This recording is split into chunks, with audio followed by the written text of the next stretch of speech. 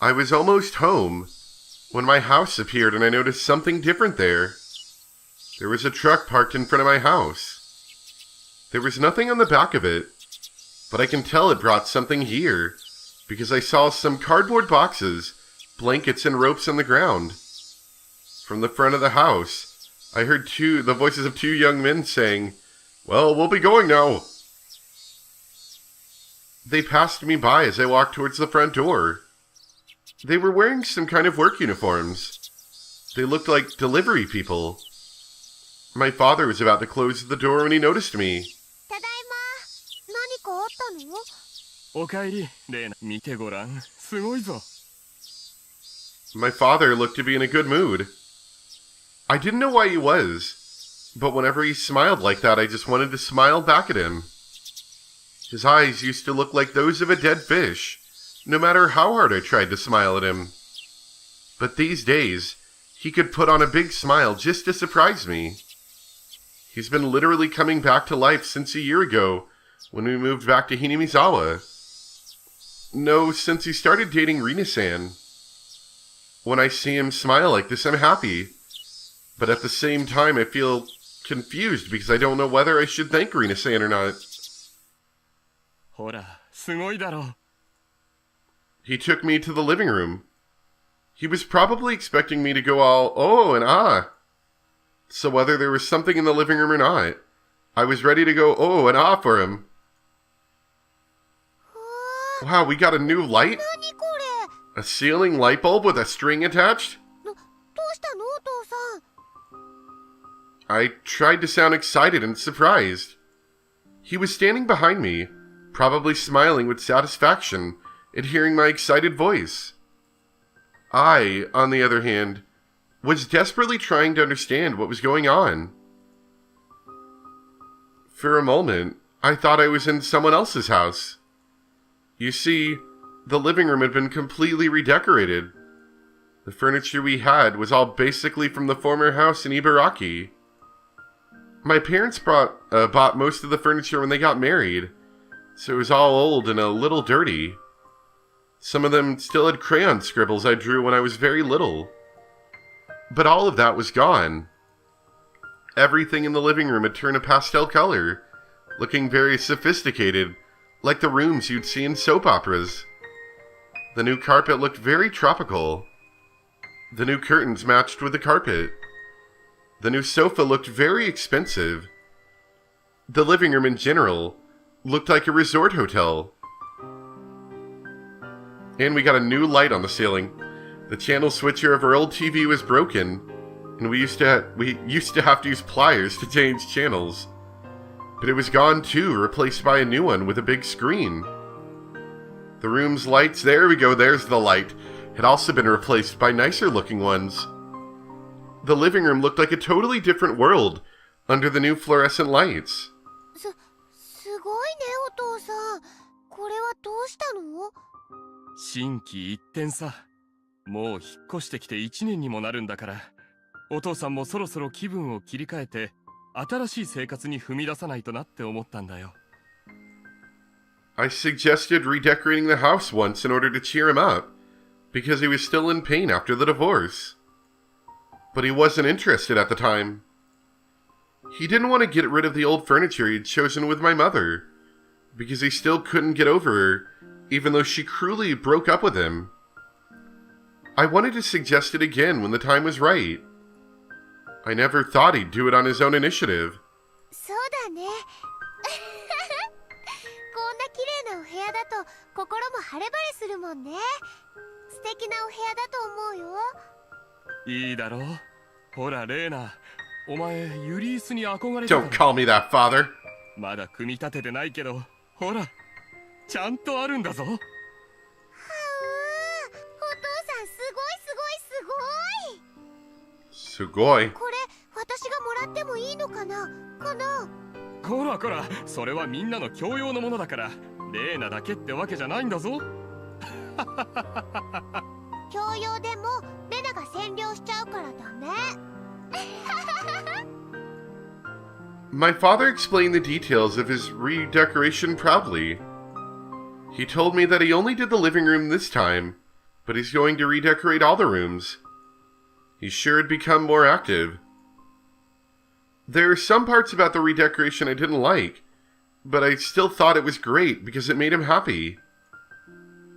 Unfortunately, we couldn't afford all this redecoration, so we've sold you into slavery. The men are coming to pick you up in an hour, so enjoy the living room while you can. I found the old furniture outside in the yard. あれは捨てちゃうの？まあこの際だと思ってな。後で業者が引き取りに来てくれることになってる。Getting rid of the old furniture means putting it into my mother. I hated the furniture because it smelled like my mother, and I tried to break everything once. I understand why my father wants to take this opportunity to get rid of them. But for some reason, this living room makes me feel like I no longer belonged here. My father didn't choose the new furniture. Rina-san probably did. Most likely my father and Rina-san decided to redecorate the living room and went to a furniture store to buy everything. I tried to think positively. The reason why my father didn't tell me about the redecoration was because he wanted to surprise me.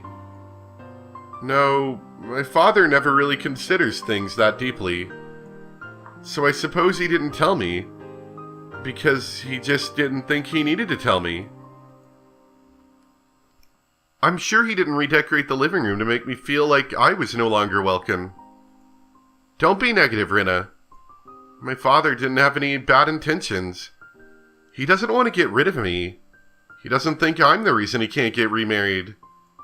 And yet, why did I feel sad, looking at the old furniture in the yard? Why did I feel like I didn't belong? I realized the reason right away. That reason was me. To him, wanting to have a fresh start by getting rid of the things that remind him of my mother might be an indication of his unconscious desire to get rid of her daughter. Yeah, I don't think that's it, but that feels a little more likely to maybe possibly be the case than the idea of you thinking that it's your fault that they got divorced. This seems more plausible, I should say. But he understands that he can't get remarried while we live together. By staying with him, I'm torturing my father. It was my fault that he had to get a divorce. That's why I have to support him, to help recapture his happiness. I couldn't just keep him all to myself. I'd have to start thinking about living on my own. I don't need to go to university. I should think about getting a job. But who would hire an uneducated girl like me? Even if someone did hire me, I wouldn't be able to earn enough money to live on my own. Maybe I should think about working at a hostess club, like Rina-san does. People only choose the jobs they can. A girl like me doesn't have a lot of choices. Not a lot of companies would hire me or pay me the amount of money I'd need to live on my own. But, come to think of it, where is the place where I belong? Whenever I end up feeling like this, I miss my secret hideout in the trash piles. I love to get under my blanket and feel the warmth on a cold night. The hideout gets hot and humid during the day and very cold at night. It's not a comfortable place to spend time in. But it might be the place where I can relax the most, more than I can at my house. No, I shouldn't think like this. I shouldn't think that my house has been invaded by Rina-san. I should thank her for making my father happy. Rina-san isn't trying to kick me out of the house. She's trying to get along with me. But I'm not opening my heart to her. I'm the bad one. And I'm blessed. I'm blessed. Satoshi-kun and his aunt didn't get along at all, and she abused him for a long time. Compared to him, my situation is a lot easier. Satoko-chan and Rika-chan lost their parents, and they live together now. They've been through very hard times. On the other hand, I still live with my father.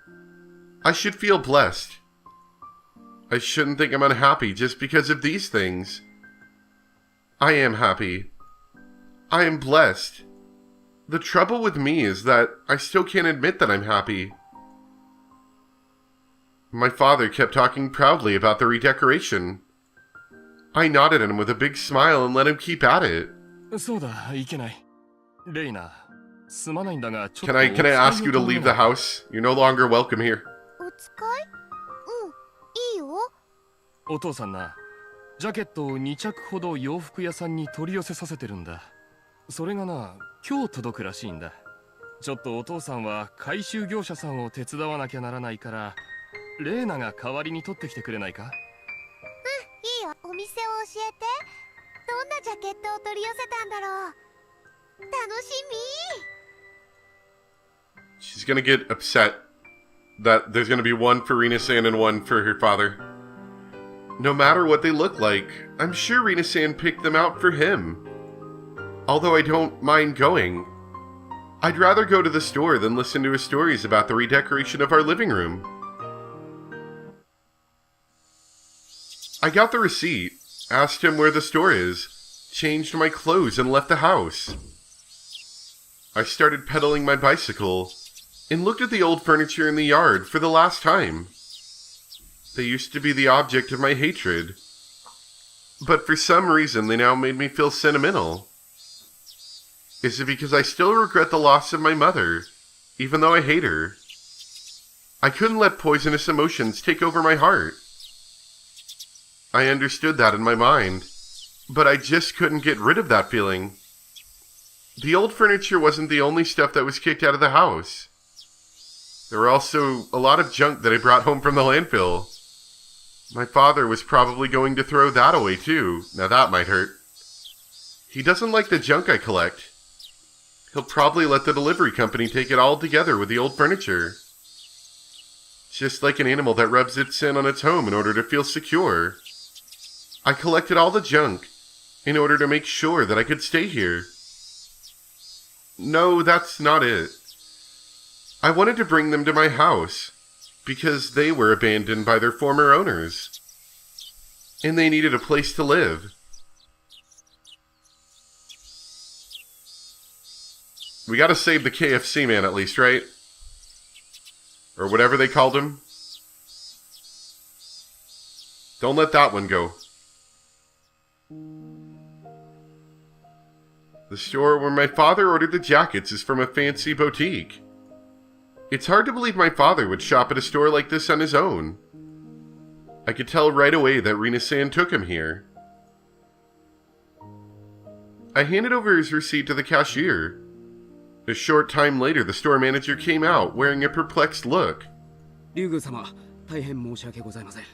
実は入荷のトラックが高速で事故渋滞に巻き込まれているようでございまして、おそらくはもうじき到着すると思うのですが。He said that the driver called a while ago, told him he just got off the highway, and he would be here in about an hour. I didn't need to know all the details, but he explained them to me anyway. I asked him if I should come back tomorrow. He insisted that I should wait, because the truck would be coming shortly, and he urged me to take a seat on their sofa. But I didn't really feel comfortable waiting there, so I told him I'd be back soon and left the store. I wondered if there were any fast food restaurants nearby. I might have to go all the way back to the station. I looked around and found a coffee house. The glass in the door was black, so I couldn't see inside. But there was a poster saying, the price for a cup of tea is lower than normal for women on weekdays. I'd just be going to get a cup of tea to kill some time. It should be okay. But still, I hesitated to go inside before opening the door.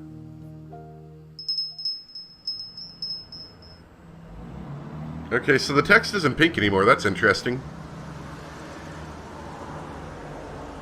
Is that white or green? I can't quite tell after looking at the pink text for so long. Her first impression of the coffee house was the smell of cigarettes.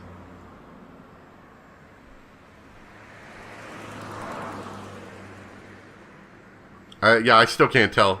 It looks slightly tinged greenish, but it might just be that my eyes are getting tired from looking at the screen. I don't know. It's normal for coffee houses to be filled with cigarette smoke. It's like a requirement. But Rena still regretted her decision. While she was thinking about leaving, the proprietor spoke to her brusquely and showed her to a table. Rena gave up on the idea of leaving and sat down. The atmosphere in the shop was far from a clean, normal coffee house where you would go to simply enjoy coffee and cigarettes. It was more like a place where vulgar people would hang around. Rena didn't feel comfortable at all. But what bothered her most was the laughter of a man and woman sitting together in the very back of the shop. Her table was behind a planter, so depending on how one looked at it, one could say she was in the spot most protected from their laughter. But Rena looked as though she wanted to leave as soon as she finished her tea. The bell hanging from the entrance door rang, letting her know a customer just came in. It was a little surprising for her that a coffee shop like this could draw in so many customers. Rena peeked at the newcomers from behind the planter. There were two of them. They looked like vulgar men, the kind of people you didn't want to get involved with the instant you saw them. The proprietor tried to show them to a table, but they ignored him and walked towards the back. They walked up to the couple who had been laughing loudly and greeted them with a bow. Oh, やっと来よったんか。 Teppy? まあ座れや。 Trying to remember, who's Teppy? I remember Teppy. Oh, Teppy's the uncle, right? Yeah, that's right. The couple stopped laughing, and the man told the newcomers to sit down in a threatening tone of voice. As instructed, the two of them took a seat. で、どういうこったん？すんまへん。なんとかその。ごたくはええねポケ。とっととうなるもんさらさんかい。 The two of them looked at each other before they each took an envelope out of their pockets and put it on the table. The man roughly grabbed the two envelopes and tore one of them apart. Inside, there were many wrinkled, 10,000 yen bills bound into a bundle with a rubber band. He opened the other one to make sure it also had cash in it, and then threw it to the woman. おい、数え。ちょっと私に命令しないでくれる？ Uh-oh, is that Rena? もともと私の金なんだから。ちゃがましい。黙って数えんなええんねん。 The man yelled at the woman. She licked her thumb, looking annoyed, and started counting the cash expertly. The two newcomers hung their heads while she counted. Lighting a cigarette, the man waited for her to finish counting. はいよ、全部あるわよ。 The woman said that after flicking through the last bill. The newcomers looked relieved. The man, however, didn't look satisfied as he stared at the bundle of bills the woman was holding. いつか、これいくらあった？全部って言ったわよ。全部っていくらかっちゅって聞いとんねん。だから私が貸した金全部だって言ってるでしょ。バカ。石はついとるか聞いとるんねん。 The man and Ritsuko yelled at each other. Even though they were making all that noise, the other customers acted like they didn't hear anything. おい兄さん方、200万ビッタンこっきゃないねん。どういうこっちゃ？ The two of them were trying to find some excuses to make. It seemed like this behavior had touched the man's nerves, as he started looking furious. おら！黙っとったらわからんがな。 Oh, he's angry. His angry voice echoed throughout the shop. He hit the table hard and dropped a glass on the floor. The noise thickened the tension in the atmosphere. すんまへん。すまんで済んだら警察はいらんちゅうねん。こちとら出るとこ出ても一個に構わんでんの。それはどうかご勘弁ください。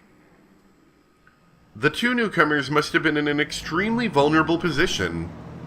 They bowed so deeply that their foreheads almost touched the table. それを勘弁したるって今日呼んだんねん。これがどういうけじめのつけ方な、あ？すんまへん、エロすんまへん。 While you could pity them, the newcomers looked as vulgar as the man threatening them, making it hard to decide whether you should feel sorry for them or not.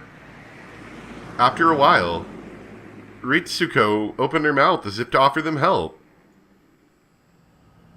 てっちゃん、すごんじゃかわいそうでしょ。ごめんね。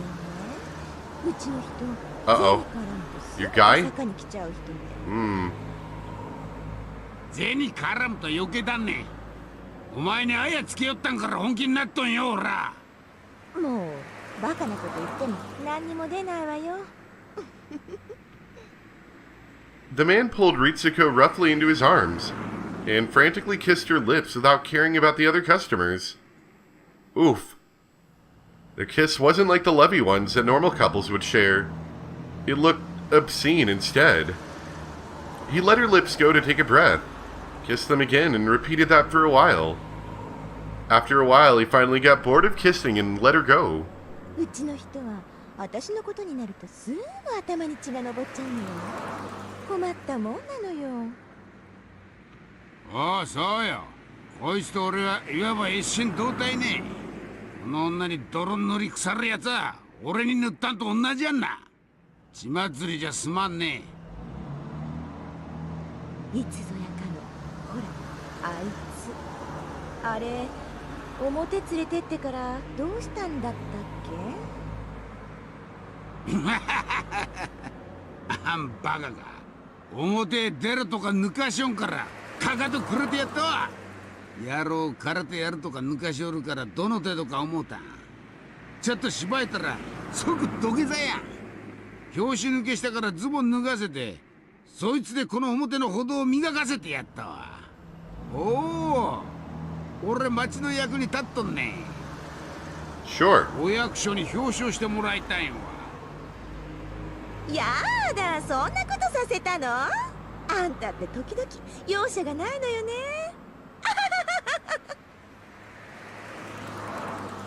They started laughing loudly like they were doing earlier.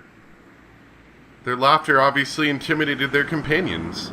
ねえあんたたち、てっちゃん、今日はねすっごく機嫌がいいの。普段だったら銭が足りんって騒ぎ出して、今頃あんたたちすっぱだかにされて玉子川に叩き込まれてるわよ。 Man, who's driving their cars so loudly out there? すんまへん、すんまへん。まあ、利子は忘れたちゅうたかて、かっちりキーツまでに額を揃えたんだきゃ。They got a highway running straight through the shop. そこいらへん、評価したってもええんで。それでね、てっちゃんの利子ちょいとあんまりだと思ったのよ。今日だから5本で済むけど、すぐに売買ゲームになっちゃうでしょ。そしたらあんたたちすぐに逆立ちしても払えなくなっちゃうわよ。でね、私あんたたちにいい話があんの。てっちゃん、悪いけどあんたちょっと席を外してちょうだい。しょうがねえな。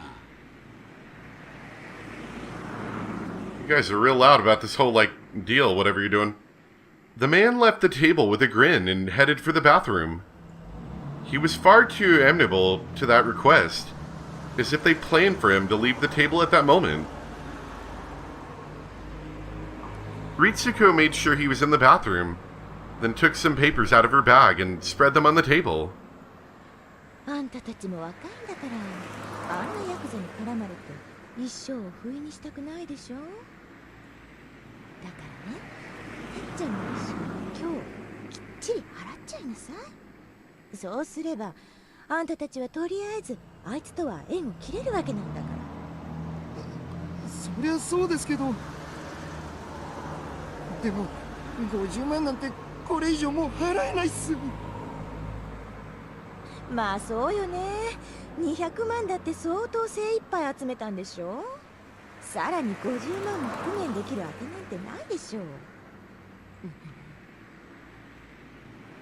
They must have done their very best to collect even the money they brought today.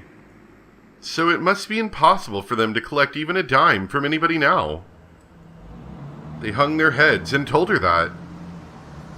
でね、ほら、気を利かせて私が帰ってきてあげたのよ。